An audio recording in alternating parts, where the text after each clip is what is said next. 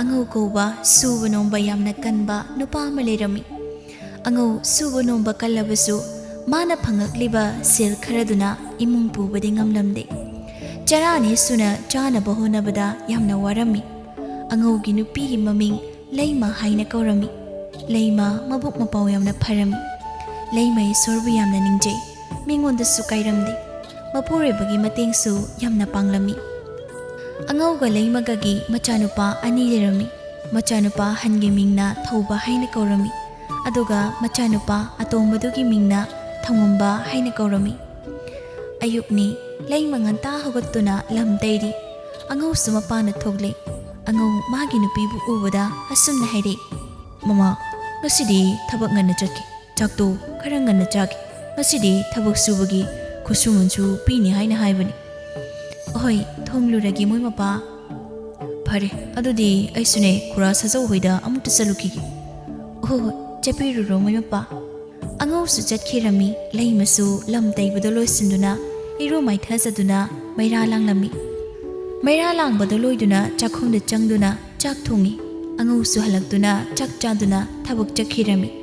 Thaubaga thongambaga dasu sanaruraga halaklami.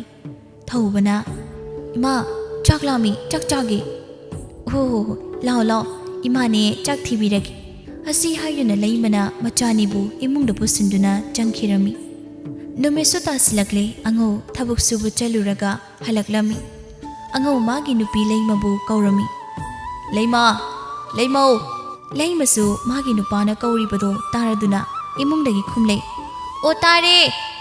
Angau thabak suba chalubagi waraduna tariduda phamduna humang handui. Leimasu imungdagi thogle. Leimasu mapuribagi manakta phamtharaduna nupa ngasi thabak subagi sen khara phangni haidubu phambiraktrabo.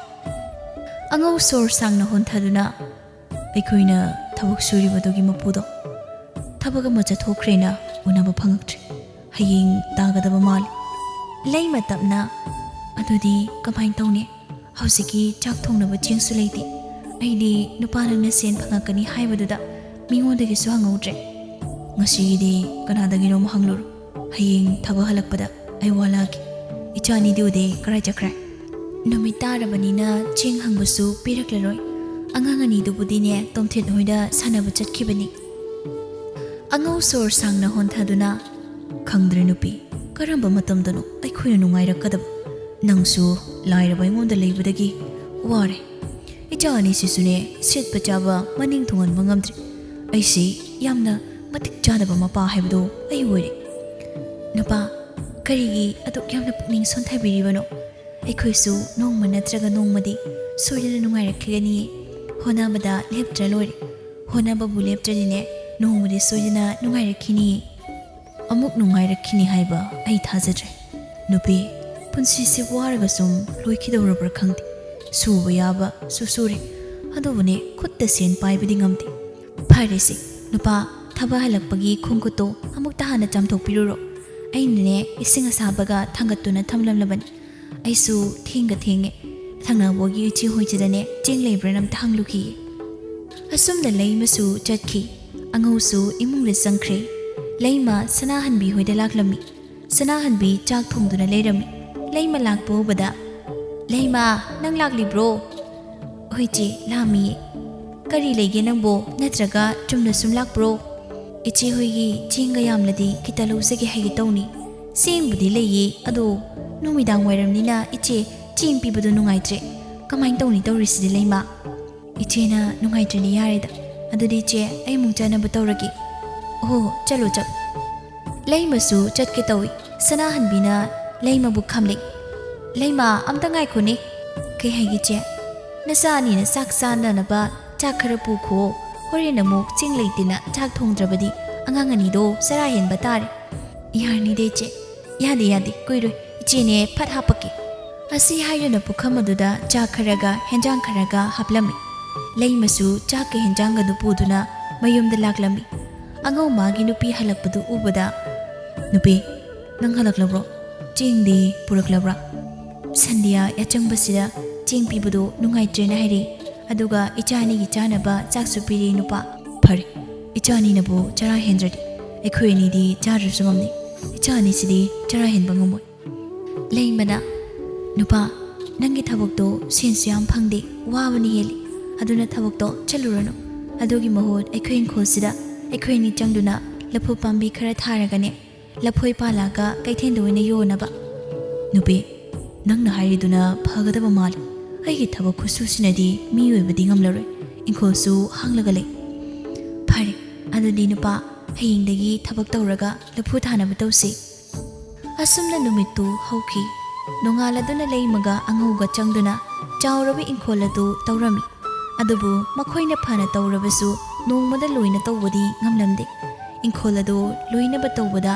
numit humni changlami asumna leibak tawbudu loiduna angauna kaithildagi laphu pambi khara laurami aduga magi inkola tharami leimaga angauga laphu pambi singadubu hingnabe singchaiduna kanna honarami matam kharagi matungda makhoyanina kanna honazabadagi laphu pambi singado laphoi pale laphoi panbadu ubada angauga leimagadi yamna harawrami angauna laphoi amunba singado heklaga kaithenda puduna yolami haujikti angaugi imung chaba thakpa wattaba imung ama oiri angauna nupe nangna haibain badagi aikhogi imungsi chaba thakpa phaude watre nupi nangse wakhandi leiba chani leimanno phetawduna nupa aina haidro honaba buleptradi nongmadi soidana nungairakani haidana yam chumi nupi asumna matai manaw anido wari sanarami ngasi su hanagi matawgum angau magi laphoi singado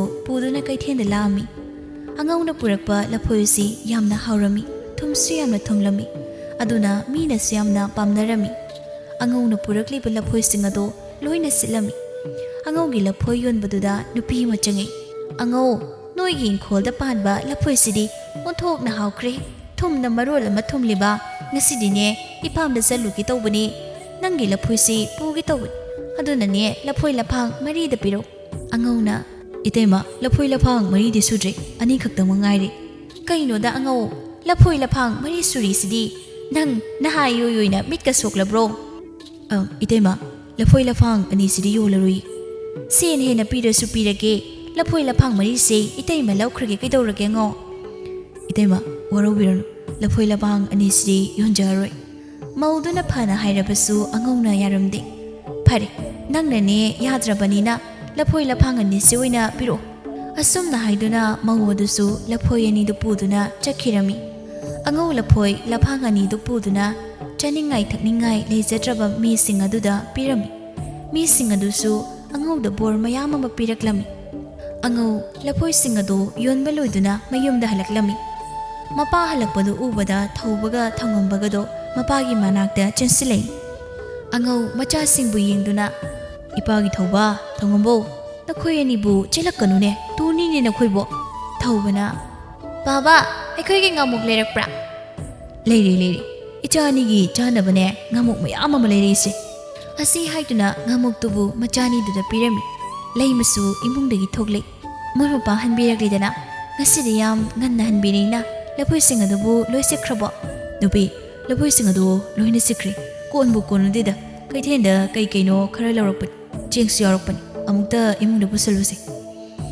oi aina pusinjaragi nupa adu khura phaijau dolambani khura phaijau di kari gilami banupi maramgadi hairamdi phare adude imukta chatuna hangluki hoi nupa hangbiruro asumna leima mapurebana kaithaldagi leirakliba pochai singado imungda pusilami angausu phaijau hoida chatkhirami numidangi matamni chaki sing tokladuna imungda tumba changai angau ga leimagadu wari sari angau magi nupi leimada yengduna nupi aikhoi sibu karam ganda nungai rakini netraga punsi chupa asumna sum hingadoribra leimana nupa aidiyam nungai bisu pamjade aigidi icha singa harau harauna leiminabasina hena pamjai nupi aidi aikhoi yumse ningthaugi konungumna sani aduga aina ningthaugumna nungaina leini minai naisanga thamlaga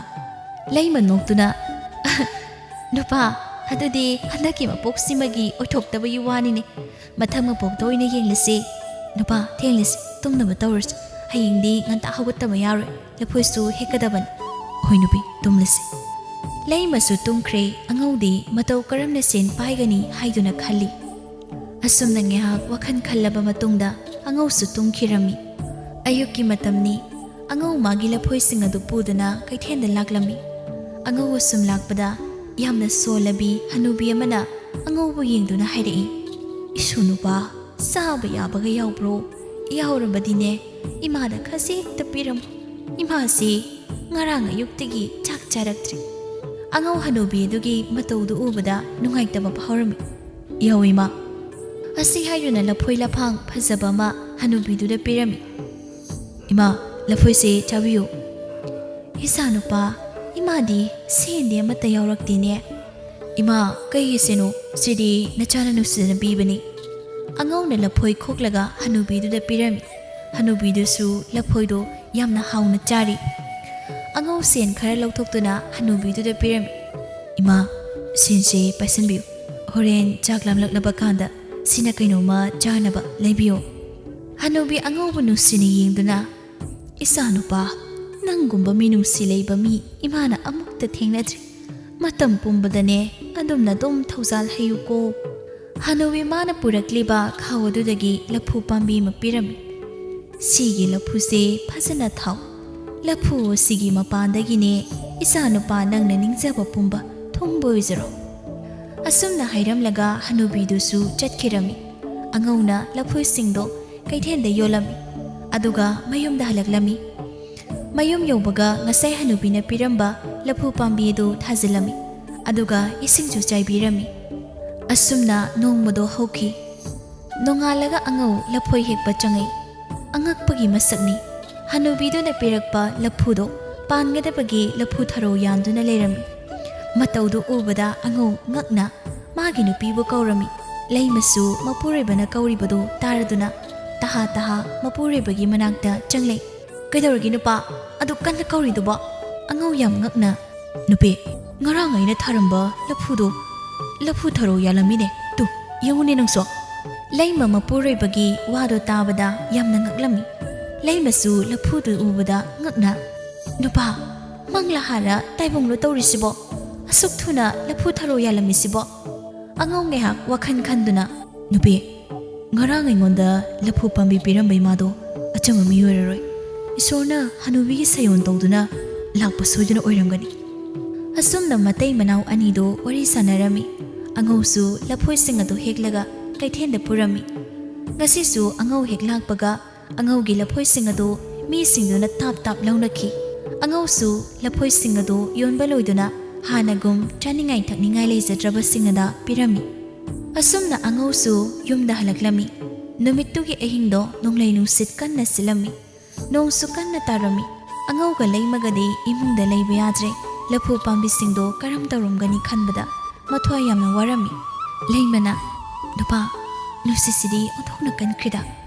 Laphu pambi singdo kamai taramni. Laphu singdo loina turam tari. Angaw wakhal wana adunini. Nupi yesu khalibasi.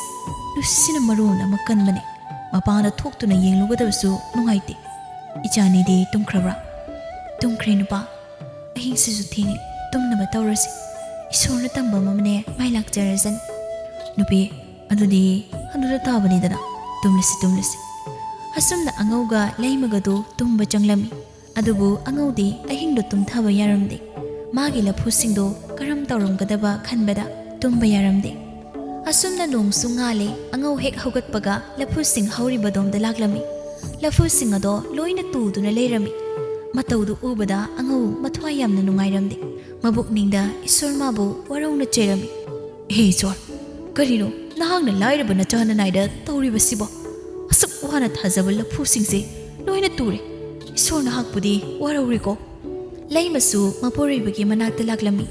Laphu singado tudun leirambado ubada nupa kahino tawri matawside. Laphu singsidi loi laimaida turidana. Hey Isor, karino tawriba matawsibo. Asi haiduna leimado kappi.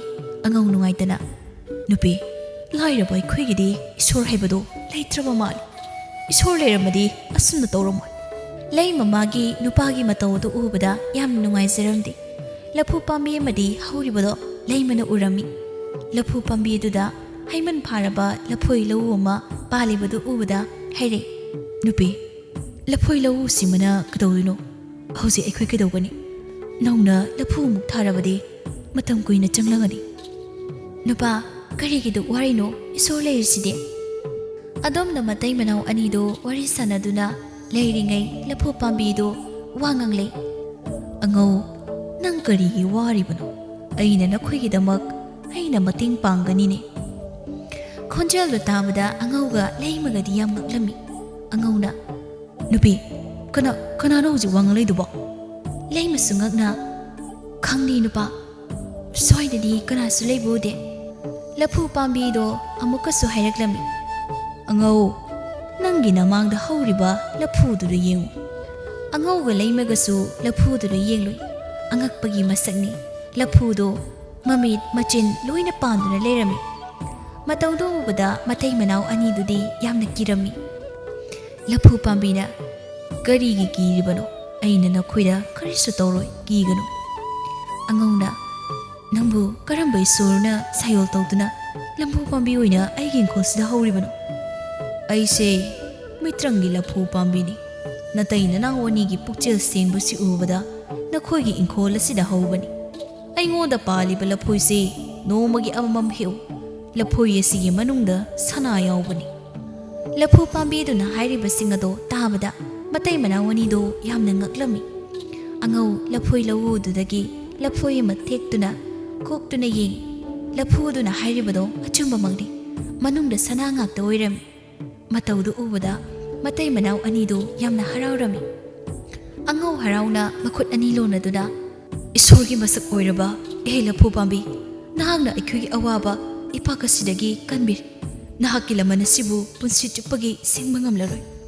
ꯂꯐꯨ ꯄꯥꯝꯕꯤꯅ, ꯄꯨꯝꯅꯃꯛꯁꯤ ꯅꯪꯅ ꯑꯐꯕ ꯇꯧꯔꯨꯕꯒꯤ ꯃꯍꯩꯅꯤ. ꯑꯗꯨꯕꯨ ꯑꯩꯅ ꯅꯈꯣꯏꯗ ꯍꯥꯏꯒꯗꯕꯗꯤ ꯅꯣꯡꯃꯗ ꯂꯐꯣꯏ ꯑꯃꯗꯒꯤ ꯍꯦꯟꯅ ꯍꯦꯛꯄ ꯌꯥꯗꯦ. ꯂꯐꯨ ꯄꯥꯝꯕꯤꯗꯨꯅ ꯍꯥꯏꯔꯤꯕꯗꯣ ꯃꯇꯩ ꯃꯅꯥꯎ ꯑꯅꯤꯗꯨꯁꯨ ꯌꯥꯔꯝꯃꯤ. ꯅꯨꯃꯤꯠꯇꯨꯗꯒꯤ ꯑꯉꯧꯅ ꯁꯅꯥꯒꯤ ꯂꯐꯣꯏ ꯑꯃꯃꯝ ꯌꯣꯟꯗꯨꯅ ꯌꯥꯝ ꯅꯨꯡꯉꯥꯏꯅ ꯂꯩꯔꯝꯃꯤ. ꯌꯨꯝꯁꯨ ꯑꯆꯧꯕ ꯐꯖꯕ ꯑꯃ ꯁꯥꯔꯝꯃꯤ. ꯊꯕꯛ ꯁꯨꯅꯕ ꯃꯤ ꯀꯌꯥ ꯑꯃꯁꯨ ꯊꯝꯂꯝꯃꯤ. ꯑꯗꯨꯕꯨ ꯅꯣꯡꯃꯒꯤ ꯁꯅꯥꯒꯤ ꯂꯐꯣꯏ ꯑꯃꯃꯝ ꯂꯦꯞꯇꯅ ꯐꯪꯂꯕꯅꯤನ ꯑꯉꯧꯁꯨ ꯊꯕꯛ ꯁꯨꯈꯤꯗ꯭ꯔꯦ. ꯌꯨꯁꯨ ꯊꯛꯂꯝꯃꯤ. ꯂꯩꯃꯅ ꯃꯥꯒꯤ ꯅꯨꯄꯥꯗ ꯌꯨ ꯊꯛꯇꯅꯕ ꯐꯅ ꯍꯥꯏꯔꯕꯁꯨ ꯑꯉꯧꯅ ꯌꯥꯔꯝꯗꯦ. ꯉꯁꯤꯁꯨ ꯑꯉꯧ ꯊꯦꯡꯂ ꯐꯥꯎꯕ ꯍꯟꯖꯤꯜꯂꯛꯑꯝꯗꯦ. ꯂꯩꯃꯅ ꯃꯆꯥꯅꯤꯕꯨ ꯆꯥꯛ ꯄꯤꯖꯊꯣꯛꯂꯒ ꯇꯨꯝꯍꯟꯈꯤꯔꯝꯃꯤ. ꯑꯗꯨꯒ ꯃꯉꯣꯟꯗ ꯂꯦꯞꯇꯨꯅ ꯃꯄꯨꯔꯣꯏꯕꯕꯨ ꯍꯜꯂꯛꯄ ꯉꯥꯏꯔꯤ. ꯑꯉꯧ ꯌꯨ ꯉꯥꯎꯗꯨꯅ ꯃꯁꯥꯗꯣ ꯍꯥꯏꯗꯨꯅ ꯊꯣꯡꯒꯥꯜꯂꯣꯝꯗꯒꯤ ꯆꯪꯉꯛꯏ. ꯂꯩꯀꯥꯏ ꯑꯁꯤꯗ ꯑꯩꯅ ꯎꯁꯤꯠꯄ ꯃꯤ ꯑꯃꯇ ꯂꯩꯇꯦ. ꯀꯅꯥꯝꯇ ꯅꯋꯥ ꯂꯧꯗꯦ ꯍꯥꯏꯔꯤꯁꯤꯅꯦ. ꯑꯩꯁꯦ ꯈꯨꯟꯁꯤꯒꯤ ꯅꯤꯡꯊꯧꯅꯤꯅꯦ. ꯅꯤꯡꯊꯧ ꯑꯩꯅ ꯇꯧꯅꯤꯡꯕ ꯇꯧꯕꯗ ꯀꯅꯥꯝꯇ ꯑꯩꯉꯣꯟꯗ ꯌꯦꯠꯄ ꯌꯥꯔꯣꯏ. ꯅꯈꯣꯏꯗꯤ ꯑꯩꯒꯤ ꯃꯈꯥꯗ ꯂꯩꯕ ꯃꯤꯅꯥꯏꯅꯤ, ꯃꯤꯅꯥꯏ. ꯑꯁꯤ ꯍꯥꯏꯗꯨꯅ ꯑꯉꯧꯗꯨ ꯇꯨꯒꯦ ꯍꯥꯏꯗꯨꯅ ꯇꯧꯔꯝꯃꯤ. ꯂꯩꯃꯅ ꯆꯦꯟꯁꯤꯟꯗꯨꯅ ꯃꯄꯨꯔꯣꯏꯕꯕꯨ ꯇꯨꯒꯗꯕꯒꯤ ꯉꯥꯛꯂꯝꯃꯤ. ꯀꯩꯅꯣ ꯅꯨꯄꯥ ꯇꯧꯔꯤꯁꯤꯕꯣ? ꯑꯩꯅ ꯌꯨꯁꯤꯗ ꯊꯛꯄꯤꯔꯅꯨ ꯍꯥꯏꯕꯁꯤ ꯁꯨꯛꯌꯥ ꯍꯦꯛ ꯌꯥꯗꯦꯕ. ꯅꯨꯄꯥ, ꯌꯨꯁꯤꯗ ꯊꯛꯄꯤꯔꯅꯨꯕ. ꯌꯨꯁꯤ ꯌꯥꯝ ꯐꯠꯇꯕꯅꯤ. ꯑꯉꯧ ꯅꯣꯛꯂꯗꯨꯅ, ꯅꯨꯄꯤ, ꯁꯤꯅꯤꯅꯦ ꯄꯨꯟꯁꯤ ꯍꯥꯏꯕꯗꯣ. ꯁꯤꯒꯗꯧ ꯂꯩꯔꯕ ꯃꯤꯑꯣꯏꯕꯅꯤ. ꯑꯩꯈꯣꯏꯒꯤ ꯄꯨꯟꯁꯤꯅꯤ. ꯍꯤꯡꯂꯤꯉꯩꯁꯤꯗ ꯅꯨꯡꯉꯥꯏꯊꯣꯛꯀꯗꯕꯅꯤꯅꯦ. ꯑꯩꯁꯦ ꯈꯨꯟꯁꯤꯗ ꯈ꯭ꯋꯥꯏꯗꯒꯤ ꯁꯦꯟ ꯄꯥꯏꯕ ꯑꯉꯧꯅꯤ. ꯑꯉꯧ, ꯑꯩꯅ ꯉꯝꯗꯕ ꯑꯃꯠꯇ ꯂꯩꯇꯦ. ꯑꯩꯁꯦ ꯅꯤꯡꯊꯧꯅꯤꯅꯦ ꯅꯨꯄꯤ. ꯂꯥꯎ ꯅꯨꯄꯥ, ꯏꯃꯨꯡꯗ ꯆꯪꯂꯁꯤ. ꯄꯨꯡꯁꯦ ꯊꯦꯡꯂꯕꯅꯦꯕ. ꯑꯁꯤ ꯍꯥꯏꯗꯨꯅ ꯃꯥꯒꯤ ꯅꯨꯄꯥꯕꯨ ꯏꯃꯨꯡꯗ ꯄꯨꯁꯤꯜꯂꯦ. ꯂꯩꯃꯅ ꯃꯥꯒꯤ ꯅꯨꯄꯥꯗ ꯌꯦꯡꯗꯨꯅ, ꯅꯨꯄꯥ, ꯍꯧꯖꯤꯛ ꯑꯃꯨꯛ ꯅꯧꯅ ꯂꯐꯨ ꯊꯥꯅꯕ ꯇꯧꯁꯤ. ꯀꯩꯗꯧꯕꯒꯤ ꯂꯐꯨꯗꯣ? ꯀꯩꯗꯧꯕꯒꯤ ꯊꯕꯛ ꯁꯨꯗꯣꯏꯅꯣ? ꯑꯩꯈꯣꯏꯒꯤ ꯁꯅꯥꯒꯤ ꯂꯐꯣꯏ ꯄꯥꯜꯂꯤꯁꯤꯗꯤ ꯄꯨꯟꯁꯤ ꯆꯨꯞꯄꯒꯤ ꯐꯝꯗꯨꯅ ꯆꯥꯔꯗꯕ. ꯅꯨꯄꯥ, ꯃꯤꯆꯪꯒꯤ ꯂꯐꯨꯁꯦ ꯃꯥꯡꯈ꯭ꯔꯕꯗꯤ ꯑꯩꯈꯣꯏ ꯍꯥꯟꯅꯒꯤ ꯄꯨꯟꯁꯤꯗꯨꯗ ꯑꯃꯨꯛ ꯍꯜꯂꯛꯀꯅꯤ. ꯑꯗꯨꯅ ꯂꯐꯨ ꯄꯥꯝꯕꯤ ꯊꯥꯗꯨꯅ ꯁꯦꯟ ꯇꯥꯟꯁꯤ. ꯅꯨꯄꯤ, ꯅꯪꯁꯦ ꯄꯪꯉꯤꯗꯀꯣ. ꯃꯤꯆꯪꯒꯤ ꯂꯐꯨ ꯄꯥꯝꯕꯤꯁꯦ ꯑꯗꯨꯝ ꯍꯧꯔꯗꯕꯅꯤꯅꯦ. ꯀꯥꯟꯗꯦꯀꯣ. ꯑꯩ ꯇꯨꯝꯂꯒꯦ. ꯑꯩ ꯇꯨꯝꯅꯤꯡꯉꯦꯕ. ꯂꯩꯃꯗꯤ ꯃꯥꯒꯤ ꯅꯨꯄꯥ ꯑꯉꯧꯒꯤ ꯋꯥꯈꯜꯗꯣ ꯌꯥꯅꯤꯡꯂꯝꯗꯦ. ꯑꯉꯧ ꯁꯦꯟ ꯄꯥꯏꯔꯦ ꯍꯥꯏꯗꯨꯅ ꯂꯥꯏꯔꯕꯁꯤꯡꯕꯨ ꯎꯁꯤꯠꯂꯝꯗꯦ. ꯃꯤꯒꯤ ꯃꯇꯦꯡꯁꯨ ꯄꯥꯡꯂꯝꯗꯦ. Nongma han khara oiraba hanuba ma angaugi yumda laklami. Sumangda leptuna angaubu korami. Angau su thogle. Maphei maron imot motpa hanuba ma leptuna lehrambadu ubada angau masado hainadana hairaklami. Hai, ahan nangdi yumsida kaidobu laibano. Hanubana ibungo aigi isa nupado yamna kanna masangam hodre. Hidak lainingai sensu amatta leitre. Ibungo na kita mating pangbiyo haisagina lakliban. Ibungo aigi ichagi thawai amuktadi kanbiyo. Angau sauna hari. Karai dagi seno. Ahan, noigi mitta sensibu uda wada panboy na khanbro. Aikhoina ngasi nungairakli yam wana hotnaraklaga nungairakliban. Noisu nakhong nakut amta tekpa natri. Tabakto suraga sendalo. Ibungo yaragadi sen khajikta piyuba. Ai ibungo gisida tabaksu hairagasu susaki. Isagi thawaidadi ibungo amukta kanbiyuba. Ai ibungo gina khong pairaga haizo hairasu haijake. Angau sauna larai. Hai, nangonda natro aina se leitena hairise. Yum asidagi yam thuna chakru. Natrabadine ahan nang afaba oirare. Chakru chalo. Nakhoi gumlaba laira tudanaba sing asiga osanaduna wari sanindene. Upai leitraba ahanado kaptuna chatkige tawi. Leima ahanadu khamlami. Baba amuta ngaibiko. Ahannadusu chatke tawrambadagi leimana kaurakpaduda tunghanduna yenglei. Leima phijidagi sen khara lauthoptuna ahannaduda pirami. Baba sen khara se lausinbiyu. Sensina pabagi ichana hauri haibdo layengo. Ahanadu leimabu nusini yengdana isanupi nangi sendo paba lauraroiki. Nang pambabu waruganuko. Kaigino Baba nachana piriba sense yamde haibagira Baba na lauroi hairise. Nati isanupi isana piriba sen ase yamde haibagi nati. Anadi Baba sense lausinbiyu. Baba na sense lausinbidrabadi nacha yam nungai hauraroi. Asi haidana leima senadu ahanaduna pirami. Ahanadusu leimagi matawaduda nusina leimagi makuktana nanthaduna bor kaya ama pirami. Aduga ahanadu mafam adudagi chatkirami. Angau sauna karino nupi nangna tawrise. Aina ahanasida sen piba yaroi hairaboktada karigi nangna ahanasida sen pirino. Nupa mi moirabadi mi magi mating pangbasibu kayamu yamna kairagi nupa. Angau sauna haire. Karigi kaidane yam kai. Ngasi nangna sen piye khangdana hayengsu laktoribani. Lairaba haibajase mamai kaiba yamna khangdaba jan. Napa nangna khaliba wakhandudi aidi yaningde. Aikhoi hana kari phibamda leirambagi haibado. Napa nang kaurabra. Miyoi ba haibase tamba ngamba nate. Aikhoi su sum nungaina leini haiba leite. Aikhoi su warakpa kanana khangbado. Matam amada aikhoi kayada waki. Chanaba ching leitraduna chara hinduna khangkiba natro. Nang madu karigi kauri. Yamna pukchel chawradi hayengdagi nangonda sen amata sinaroi. Sen pumba aina loina paisingani. Asi hairamlaga angausu sauna chatki. Makhoige khunadu ikang thoklami. Mi kya ama chaningai thaningai leitadabagi siba phauba yaurami. Leimadi makhoige matawado yengba ngamde. Aduna mapurebada hairami. Nupa khunna sigi miyuising asina waribasi. Aikhoisu aikhoina ngamba mating khara pangsi. Angau sauna haire. Kadawagi mating panggadorino.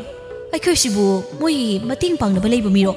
Aikhoina wabada kanana mating pangbirakige. Leimana mi ma oiraga atuk pukchel pikpako. Nupa nangisu haizabagi matam lakhigani ko nupa. Angau sauna aigi chinthaktaga nangna hangatna wangang biyabro. Ha aigi chinthaktaga nangna hangatna wangang biyabraba. Asi haiduna angauna leibabu phurami. Leimasu magi nupaga leiminaba pamdabadagi machani du puduna mapamna chatkirami. Angau sengi mayaina nupi macha nusiba khangkijre. Thaubana mamada Ima aikhoina sida leise kaigino yumda chase. Thangambana Ma aisu sida leiningde yumda chase. Leimana image chauba atoba matam khara mapam sida leikisi. Nang babada lawba laglagane chasi. Hoi ma asumna matam kharadi hauki. Laphu pambi dudagi sanagi laphoya mamam hekpanadi angaudo konaraktri. Aduna angau na wakhan khalam.